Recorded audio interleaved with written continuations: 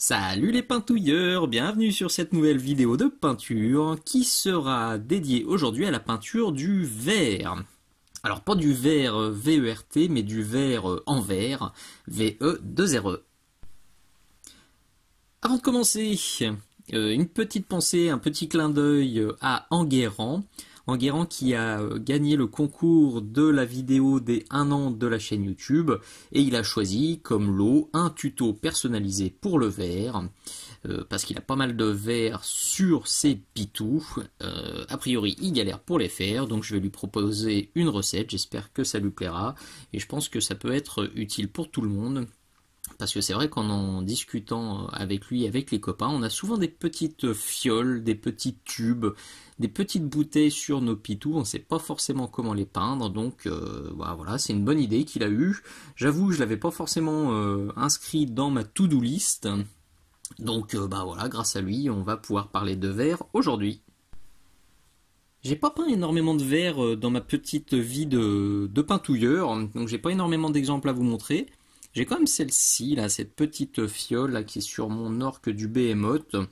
Donc celle-ci, j'avais décidé de vraiment me déchirer et de faire le verre et le liquide. Et on voit quand même au fond là-bas qu'il y en a une qui est planquée. Vous la voyez là-bas.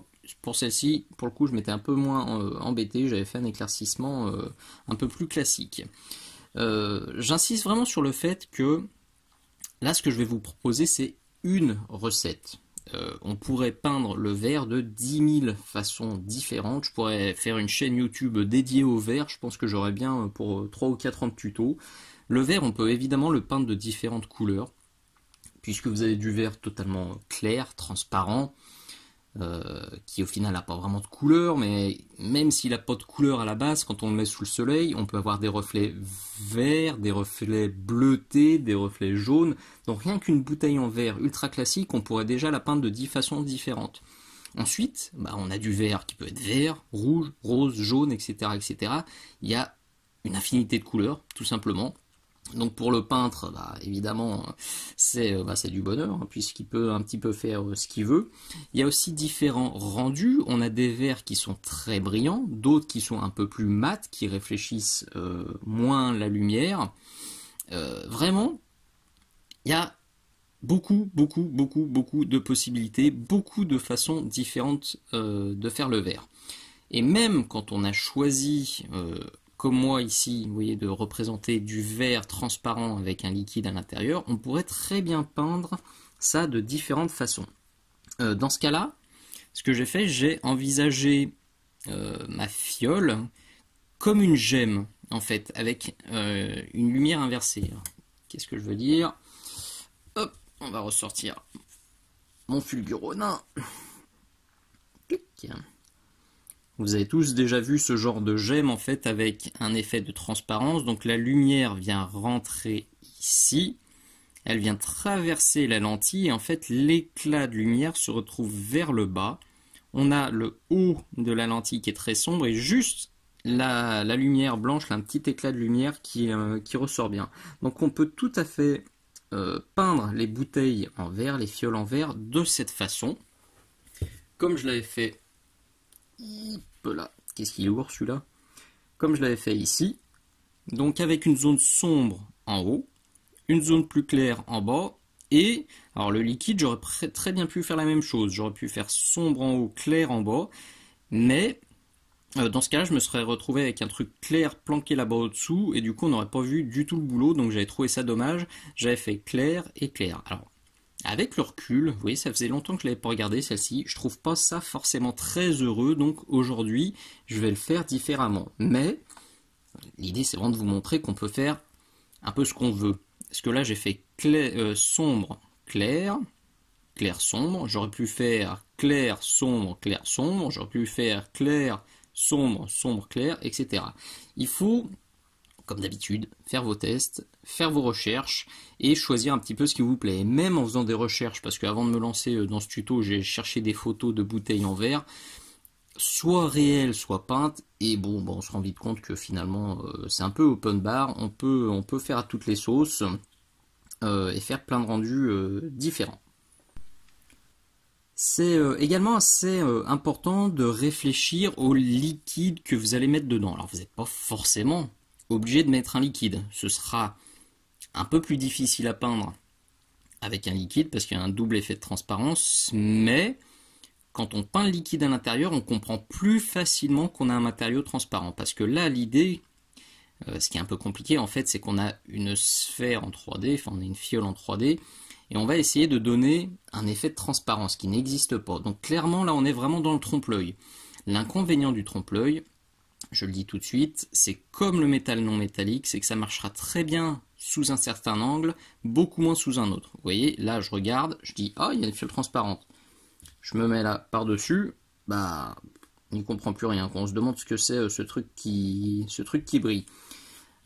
C'est un peu l'inconvénient des effets en trompe-l'œil, mais bon, ça se contourne, hein. On peut fourber, mettre des petits éclats lumineux quand même à droite à gauche pour que ça fonctionne, mais il faudra bien, si vous peignez une figurine d'expo, l'idéal c'est de bien fixer le point de vue du spectateur. Souvent quand je fais une figurine d'expo, je les fixe sur des socles carrés, comme ça j'oblige un petit peu le spectateur à le regarder comme ça, et c'est là que l'effet marche le mieux. Alors là, c'est un mauvais exemple, parce que j'étais dans ma période socle rond, je mettais des socles ronds partout.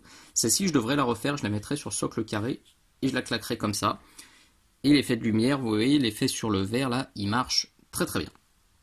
Donc, j'ai un peu digressé, là, je vais vous parler plutôt du liquide. En fait, ce qu'il faut comprendre, ce qu'il faut décider, c'est est-ce que vous voulez que le liquide ressorte vraiment bien? Dans ce cas-là, vous allez faire un verre plutôt sombre et assez simple et un liquide super travaillé avec un bel effet de transparence, des petites bulles, des petits machins, ou est-ce qu'au contraire, ce qui est important, c'est le contenant?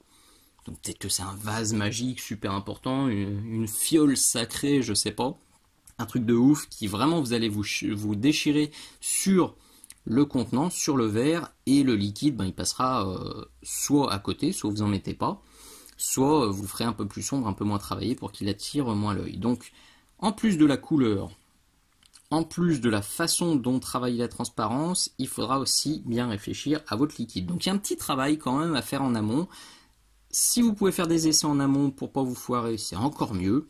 Et sinon, bah, c'est pas dramatique, hein. Au pire, vous faites vos essais, c'est pas jojo. On peut toujours recommencer ou se dire, bah, on fera mieux la prochaine fois. Notre cobaye du jour, c'est une bouteille. En l'occurrence, c'est une bouteille Orc de chez Cromlech. Alors à l'origine, elle est où? Elle est là. À l'origine, vous voyez, il y avait un petit... il y a un signe devant, il y avait aussi un signe derrière, là en forme d'éclair. Je l'ai viré, comme ça on a une belle surface lisse qui va permettre de faire un joli dégradé, un effet de transparence plus sympathique. Donc ça, c'est la référence de chez Cromlech. Il y a beaucoup de fioles, de flacons, de bouteilles disponibles sur la boutique Minisoc. Je vous remets le lien dans la description. Vraiment, il y a du choix. Donc là, c'est plutôt pour les orques. J'ai la même chose pour les humains. J'ai des canettes sur la boutique avec des petites bouteilles. Je suis pas parti là-dessus parce que pour le coup, j'ai pris la plus grosse que j'avais en stock pour que ce soit un peu plus facile à tourner. Mais des petits... qui vont super bien sur du socle en 28 mm, j'ai vraiment du chaud, j'ai celle-ci, là c'est pareil, j'adore tous ces petits flacons, vraiment je les kiffe, mais je me suis dit qu'à tourner ça allait pas être super facile. Donc voilà, si vous êtes adepte des petits flacons, des petites fioles comme ça, ça permet de vite agrémenter un socle, on peut faire des effets rigolos avec, vous les trouverez dans la section décor, puis accessoires. C'est parti pour notre bouteille. Vous le voyez, évidemment, c'est petit, donc j'ai vraiment rapproché la caméra au maximum. J'espère que le zoom et le focus vont pas être trop embêtants, qu'on y verra quand même suffisamment. Donc j'ai basé l'ensemble avec des teintes assez moyennes que je vais pouvoir ombrer et éclaircir. Donc le bas, c'est du Warpstone Glow de chez Citadel Games Workshop. Et le haut, c'est du Fenrisian Grey, également chez Citadel. Alors vous l'avez peut-être compris, cette recette, je pars totalement freestyle. Comme je vous l'ai expliqué tout à l'heure, hein, le verre, c'est pas quelque chose que j'ai fait à maintes et maintes reprises, et sur l'orgue du Behemoth, les teintes que j'avais utilisées à l'époque n'existent plus, toute la gamme a changé, donc voilà, je tente une nouvelle recette, j'ai pris des teintes qui me semblaient pas déconnantes, j'espère que ça va marcher, tout simplement. La dernière fois que j'ai fait ça, c'était sur le métal non métallique doré. Je suis parti freestyle et bon, écoutez, le résultat était pas mal du tout. Donc, croisons les doigts pour qu'aujourd'hui ça se passe aussi bien. Je vais d'abord commencer par ombrer la partie en vert, on va dire vide, donc qui est sur le haut, avec du Dark Reaper. Ça, c'est un gris qui est très légèrement bleuté. Je vous l'ai déjà présenté dans le métal non métallique sur la lance de Maximus. C'est une teinte que j'aime beaucoup. Elle n'est pas très couvrante, elle est assez transparente, donc je pense que pour faire du glacis et de l'ombrage assez léger, sur ce vert, ça devrait aller nickel. Et ça va donner un petit côté bleuté au vert qui, moi, me plaît. Alors, c'est toujours pareil, c'est du goût assez personnel. Moi, j'imagine bien le vert légèrement bleuté. Si vous imaginez ça plutôt vert, enfin verdâtre ou plutôt jaune, évidemment, changez cette teinte d'ombrage et partez sur un truc qui vous inspire plus. Alors, première galère là, pour venir ombrer. Je retourne, le focus, on est pas mal, et on y va. Donc je vais venir pousser mon ombrage juste à la surface du liquide. Vous avez vu le trait là, il n'est pas super net, c'est pas grave du tout. On va venir affiner ça. Le trait, on le retirera jusqu'à la fin, donc bon, il va vouloir me faire le focus à un moment. Voilà, merci. Hop.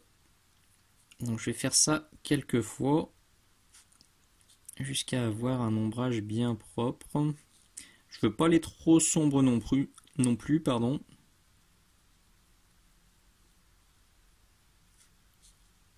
Parce que j'imagine le liquide verdâtre en dessous assez clair. Donc je veux pas que ça fasse clair sombre, je veux pas que ce soit trop violent. Donc je vais pas non plus ombrer à mort. Ça fonctionne pas mal. Bon, je vais me focaliser sur cette face. Évidemment, ce qu'il faudrait faire là, c'est faire ça de la même façon sur tout le tour de la bouteille. Là, pour la vidéo, je vais quand même plutôt insister de ce côté-là. Ça sert à rien que je peigne tout le tour. Ce serait exactement la même chose. Ok, j'affine ça légèrement et on peut passer à la suite. Pour le moment, je veux pas ombrer plus que ça. Je préfère rajouter des ombres plus tard plutôt que d'en mettre trop et devoir retoucher. Donc là, je vais tout de suite repartir avec mon Fenrisian Grey pour lisser le dégradé, parce que là, il faut avouer qu'il y a des traits qui sont pas magnifiques. Entre parenthèses, avant d'oublier, j'ai mis aussi du Dark Reaper là sous le bouchon et j'en ai tiré un tout petit peu ici. Et pour mes dégradés, là pour ce travail, j'utilise comme toujours mon DaVinci Maestro taille numéro 1 que vous trouverez évidemment sur la boutique Minisocle. Donc le Fenrisian, il est là, je le dilue. Et là le jeu, ça va être de repartir dans l'autre sens. Donc de venir rééclaircir le haut de la bouteille.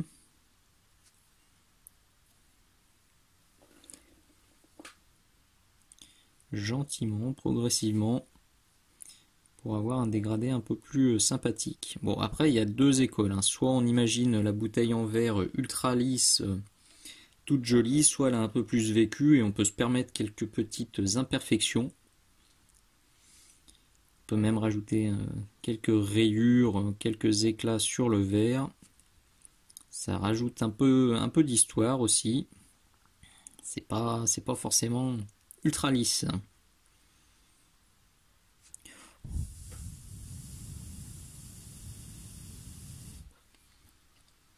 Donc là, il y a un petit peu de boulot de lissage. Plus la bouteille sera petite, d'ailleurs, plus ce sera facile à faire, parce que les surfaces à traiter seront plus petiotes. Donc en 3 coups de pinceau, ce sera plié. Là, ce tuto, va peut-être vous sembler un peu long hein, pour juste pour une bouteille. Mais voilà, plus vous travaillerez sur un petit flacon, plus ce sera simple. Et puis là, j'ai ma peinture qui est pas très joueuse en plus là, depuis le début. Je sais pas pourquoi, elle accroche pas bien. Ça arrive de temps en temps. Donc ce que je vais faire là, plutôt que d'insister 3 heures, je vais mettre un gros coup de sèche-cheveux avant de continuer à lisser pour pas faire des catastrophes et des trous de peinture de partout. Une fois qu'on a un résultat qui convient, c'est pas encore ultra lisse, mais je vais encore bosser un peu dessus. Et puis à la fin, je mettrai du vernis brillant. Et vous verrez le vernis brillant, quand on a un dégradé qui est pas parfait, c'est assez miraculeux.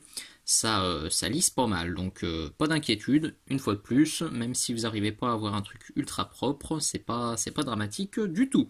Donc là, j'éclaircis en ajoutant simplement du blanc à mon Fenrisian Grey. C'est un mélange 50-50 qui est juste ici. Je vais éclaircir mais pas trop parce que vous le verrez à la fin, on rajoutera des éclats, enfin des points de lumière au blanc pur pour simuler le reflet de la lumière sur le verre. Et si on part sur une teinte qui est trop claire, ces éclats au blanc pur, ils ressortiront pas très bien. Donc là 50-50 c'est peut-être même trop, je vais voir comment ça réagit. En tout cas j'y vais assez dilué pour tester. Je vais le tester en mode je flippe. Je le teste là-haut, juste sur le bouchon. J'ai déjà simulé un petit éclat. Ça a l'air pas trop mal.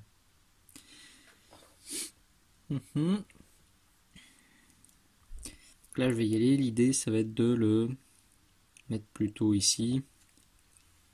Donc, je vais diluer encore un peu, puis bien décharger le pinceau là. Vous me voyez passer sur le chiffon absorbant. Donc, je vais venir le concentrer là sur le haut.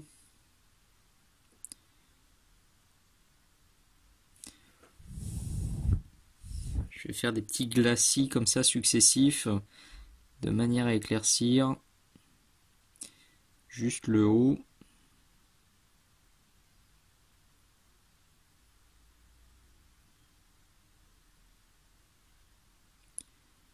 C'est un peu minutieux, donc je commence à me taire. Voilà, je simule déjà ce que je veux faire et je vais venir lisser ça en fait.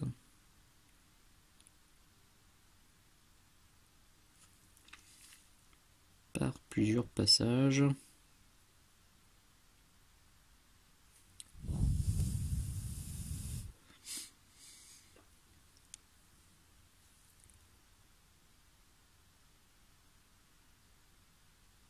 Quitte à faire des petits points, vous voyez.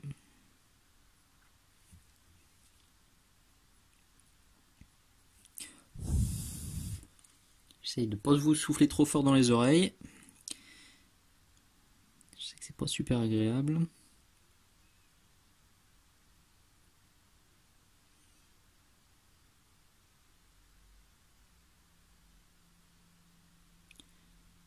Ça prend forme gentiment. Peut-être reprendre un peu de mon Fenrisian là. Parce que là j'ai un trait qui me plaît pas du tout.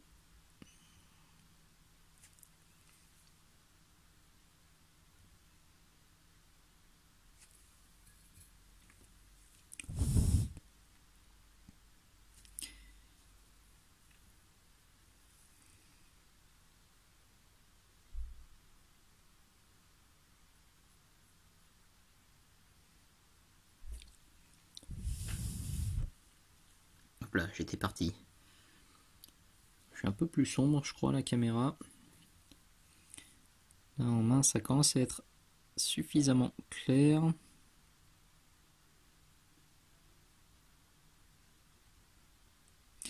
D'ailleurs, j'en ai pas parlé là du liquide, je suis parti sur du vert, hein, mais évidemment, choisissez le liquide qui vous veut, que vous voulez, pardon.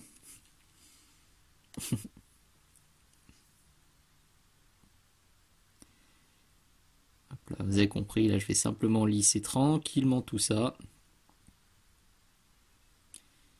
Et puis on pourra attaquer le liquide qui vous veut. Je vais pas plus loin pour le moment sur le contenant, sachant que je vais encore l'éclaircir un petit peu, mais je vais commencer à travailler le contenu pour voir un petit peu comment évolue cette recette.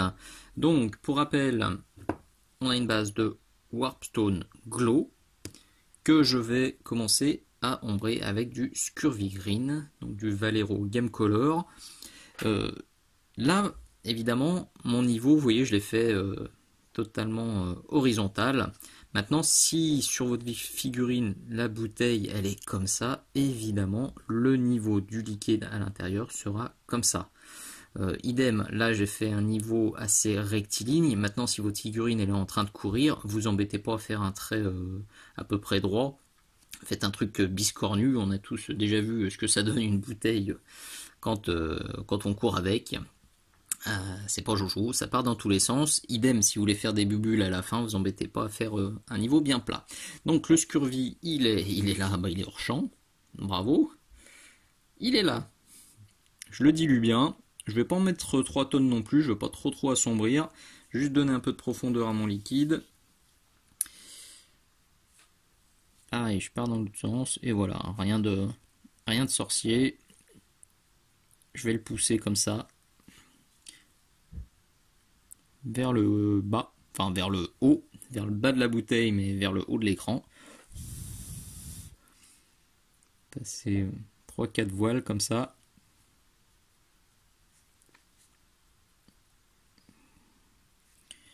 Voilà, juste pour donner un peu de profondeur à mon liquide. J'étais un peu crasse-poécos, donc bah cette fois encore, hein, du classique, je reprends ma couche de base, à savoir le Warpstone Glow qui est là, oh qui est hors champ lui aussi. Décidément ça bouge aujourd'hui. Youp, là, merci la caméra. On le reprend, on dilue à peine, un petit peu quand même.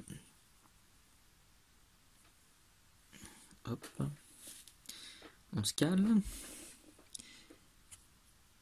Ah, une petite crotounette sur le bord du pinceau. Là, et des bardilles. Je vais rééclaircir gentiment tout le haut. Si vous avez été un peu plus soigneux que moi, cette étape-là, vous pouvez la sauter, passer directement à l'éclaircissement. Là, je vais repasser quelques glacis pour tout simplement pour me lisser un petit peu le rendu. Mais bon, je pourrais très bien ne pas lisser et me dire que cette bouteille, elle contient un liquide un peu chargé avec du dépôt.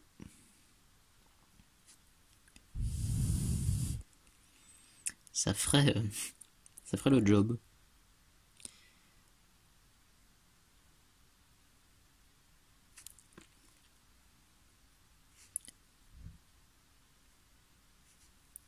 Voilà, je vais faire ça gentiment jusqu'à ce que ce soit plus joli. Est-ce qu'il va vouloir me faire un focus potable? Ouais, on est pas mal. On va maintenant pouvoir passer à la phase un peu plus rigolote en faisant mumuse avec du Mood Green. Vous le voyez, j'ai déjà claqué un trait de Mood Green sur le haut du liquide, tout simplement parce que je me suis bien calé comme ça pour faire un trait à peu près droit et bien fin. Donc j'ai mis ce trait là, et puis maintenant on va rééclaircir un petit peu le haut de notre liquide. Donc c'est là qu'on va vraiment commencer à lui donner vie. Et on va commencer à comprendre gentiment qu'on a un effet de transparence. Donc vous le voyez, j'y vais gentiment. Est-ce que je suis pas trop flou? Bouge pas, c'est toujours délicat, hein, les tutos sur les petits trucs comme ça.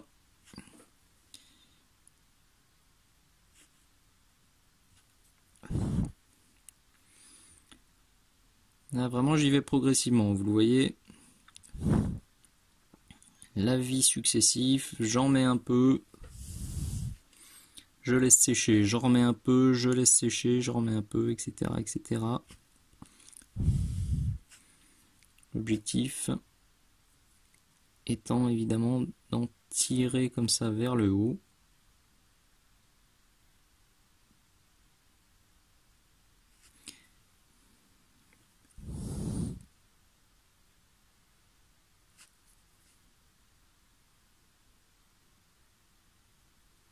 Oui, j'ai comme tout à l'heure, j'ai un petit souci d'adhérence de peinture là qui est ici. Je pense qu'il va falloir mettre un petit coup de sèche-cheveux aussi.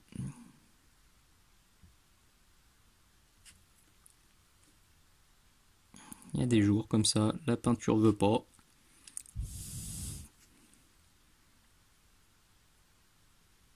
Quand ça fait ça, faut pas s'énerver. On sèche un coup au sèche-cheveux et puis on vient appliquer dans les petits points là, qui veulent pas, qui restent sombres. On vient tapoter jusqu'à ce que ça veuille bien, puis à un moment ça va marcher. Bon, je vais rester soft, hein, je fais pas de bulles. Là, on va rester gentillet. J'ai un truc plutôt classique. Déjà que j'ai mis du vin vert. Je sais pas ce que c'est ce breuvage, mais c'est pas très. Enfin, ça donne pas envie. Peut-être la liqueur dans les bronzés, avec le crapaud séché. Ok, je continue tranquillement. Ça manque encore un petit peu de lumière à mon goût, donc vous le voyez, j'ai de nouveau fait un test là avec un trait plus clair. J'ai simplement rajouté du blanc dans mon mood green, donc j'ai tiré mon trait et puis je vais étaler ça sur une petite zone là d'1 ou 2 mm en dessous de la surface de la liqueur. Puis je sais pas si on le voit bien à l'écran. Ouais, j'ai picotouillé aussi un petit peu de mood green sur le bas pour donner un tout petit peu de matière, un peu de mouvement. Alors, on se calme. Là aussi, vous voyez, j'ai à peine chargé mon pinceau. Je vais venir le faire tapoter comme ça. Picotouillage.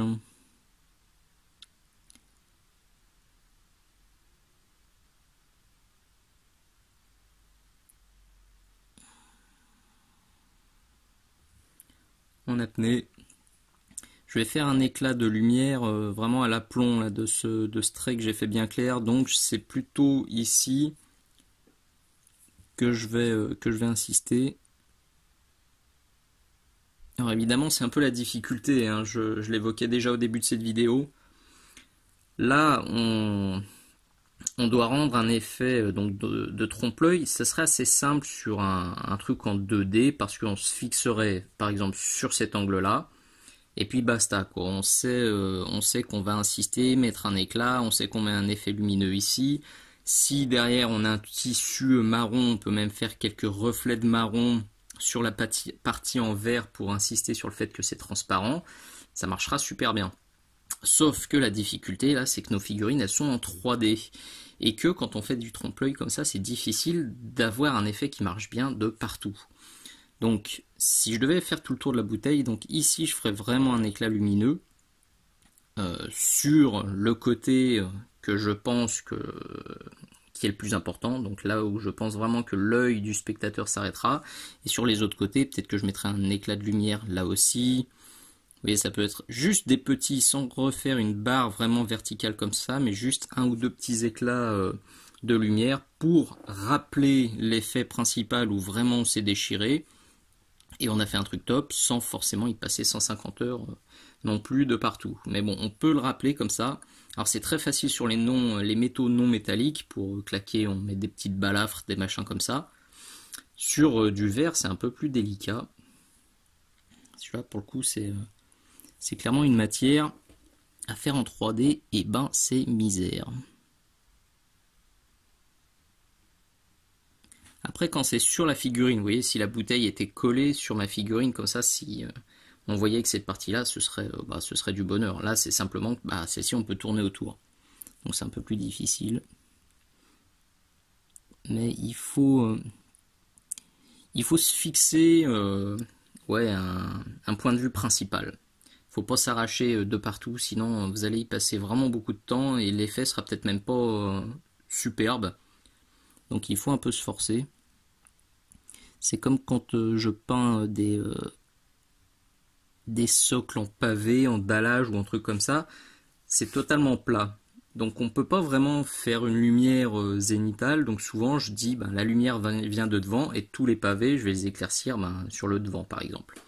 C'est purement artificiel, mais c'est un effet graphique, c'est un choix graphique pour que ça fonctionne. Bon, vous l'avez compris, là je vais juste m'appliquer, essayer de ne pas en mettre de partout. Je tapotouille gentiment, un petit peu sur tout le haut, comme ça. Là. Et je pense que pour la partie liquide, ça suffira.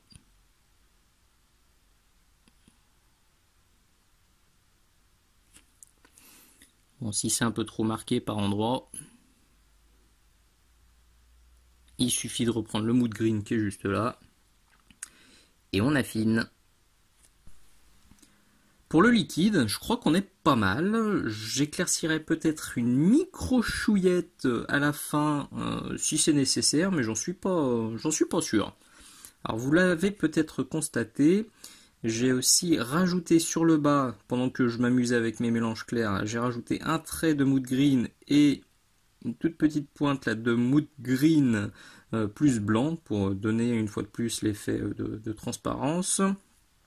J'ai juste passé le bouchon en Balor Brown, il est là, et j'ai passé dessus, idem comme en bas, un glacis de mood green et un glacis de mon mélange 50-50 avec le blanc là pour donner l'impression que la bouteille elle a été ouverte puis refermée et puis que le gars on a un petit peu mis sur le côté, là c'est un petit peu débordé et là aussi j'ai fait un tout petit glacis de mood green pour donner l'impression qu'il y a un peu de liquide qui a pissé sur le côté. Voilà, donc là, étape finale, c'est l'étape ultime, la plus compliquée. Comme pour le métal non métallique, c'est celle qui va vraiment donner l'effet waouh final et donc il faut pas foirer. Donc je vais vous expliquer en théorie ce que je vais faire. Par contre, je vais le faire hors cam. Parce que pour le coup, c'est vraiment du peaufinage extrême. Il faut vraiment que je sois bien calé. Sans la caméra sous le nez, ce sera beaucoup plus facile. Donc l'idée, ça va être avec du blanc pur. Toujours celui-ci évidemment.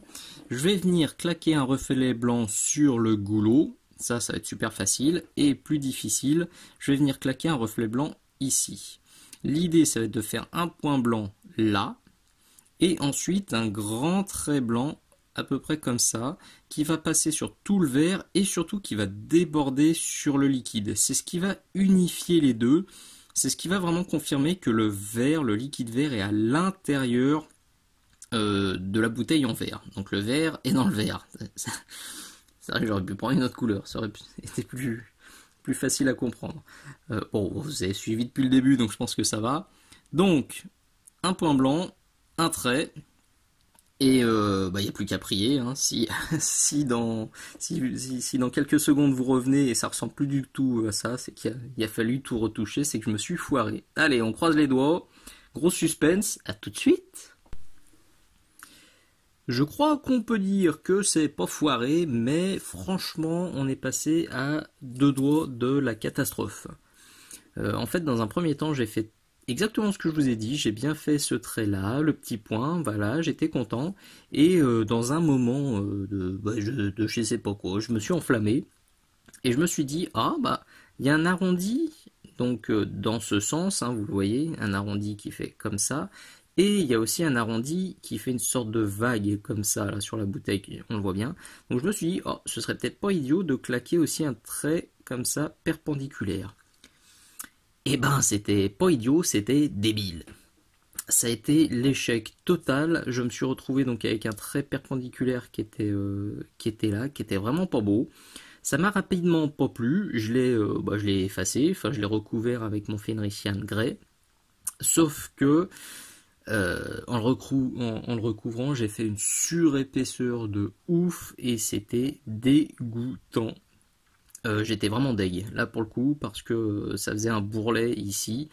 À la photo ça se voyait, à la vidéo ça se voyait, c'était la catastrophe. Donc j'ai pris un petit cure-dent en fait et j'ai gratté cette surépaisseur que j'avais fait juste ici. C'est parti, j'ai même gratté jusqu'à la sous-couche, puis j'ai repassé patiemment du Fenrisian Grey ici pour effacer ma grosse boulette. Donc quand je vous dis souvent que le mieux est l'ennemi du bien, très très très fréquemment ça se vérifie. Alors,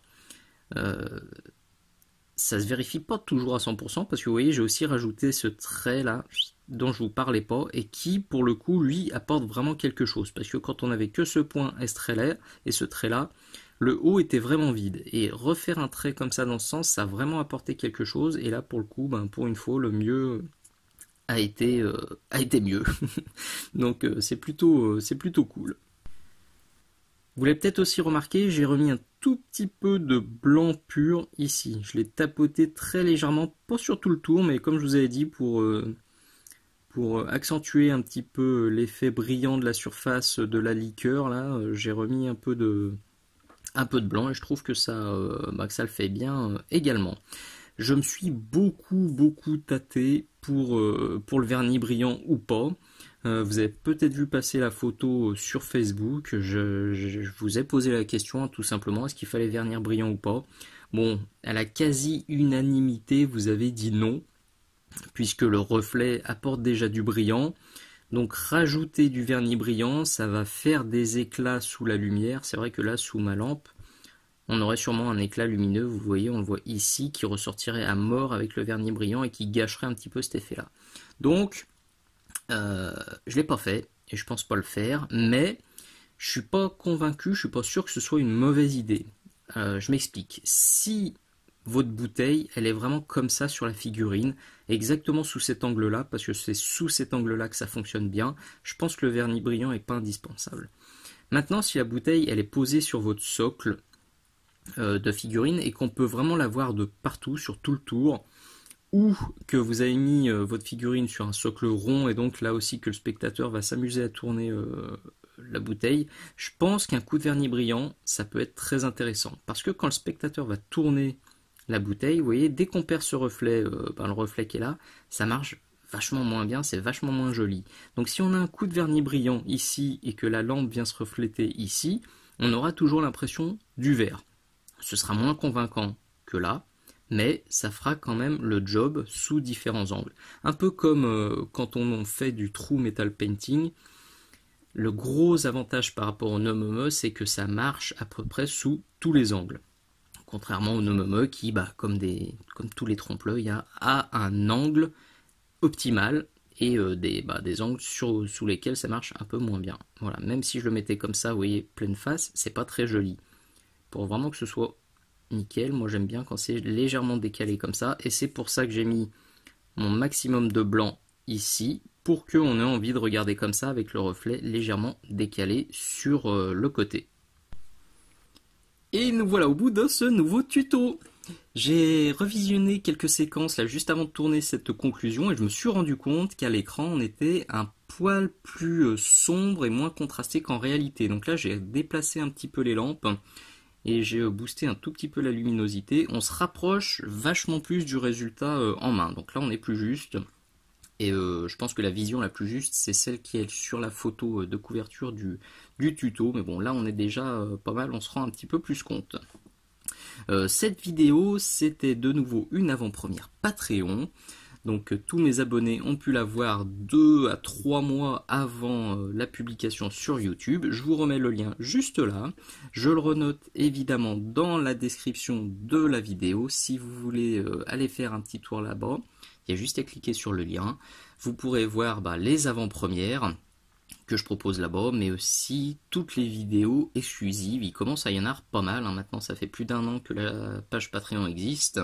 Et vu qu'il y a une vidéo exclusive par mois, là, il commence à y avoir un paquet accessible.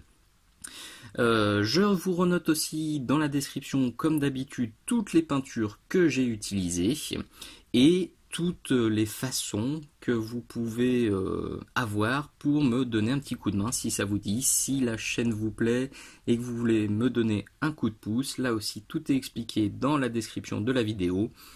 Soit vous pouvez partager, rien qu'un petit partage et aux copains, rien qu'un petit commentaire, rien qu'un petit pouce vers le haut, déjà ça me file un coup de pouce en plus de me faire plaisir. Après vous pouvez passer par les liens de la boutique Philibert, vous pouvez me contacter pour des pitous, vous pouvez vous abonner à ma page Patreon, etc., etc. Il y a plein de façons pour me filer un petit coup de pouce tout simplement. Voilà, j'espère vraiment que ce tuto vous plaira. Perso, ça m'a bien fait marrer, j'ai bien aimé. Donc je me note sur ma to-do list de vous refaire un de ces quatre, un tuto vert avec peut-être un verre d'une autre couleur et puis un contenu, enfin une liqueur d'une autre couleur et puis un flacon d'une autre taille. C'est vrai que celui-ci est un petit peu balèze. Le tuto a duré... j'ai peint pendant plus de 30 minutes. Alors vous avez peut-être trouvé que c'est beaucoup, mais c'est vrai que la bouteille est grosse et surtout j'ai peint que cette face. Au final, derrière, j'ai quasiment rien fait. Donc en gros, si vraiment j'avais dû faire tout le 360, je pense que j'en aurais eu à peu près pour 1 heure pour obtenir ça. Donc ça peut paraître long, mais c'est vrai que cette bouteille est grosse. Vous voyez, par rapport à des petits flacons Enfin ça c'est plutôt les tailles de flacons qu'on trouve sur nos figurines quand on a des petits flacons ou des éprouvettes ou des seringues, c'est plutôt ça. Là c'était costaud, c'est plutôt pour du décor et puis c'était pour de l'orque. Donc ça m'a pris un peu de temps, mais si vous essayez de reproduire ça sur des petites seringues, des petites fioles, des petits récipients, ça sera beaucoup plus rapide. Merci encore d'avoir regardé, je vous dis à très bientôt. Ciao ciao.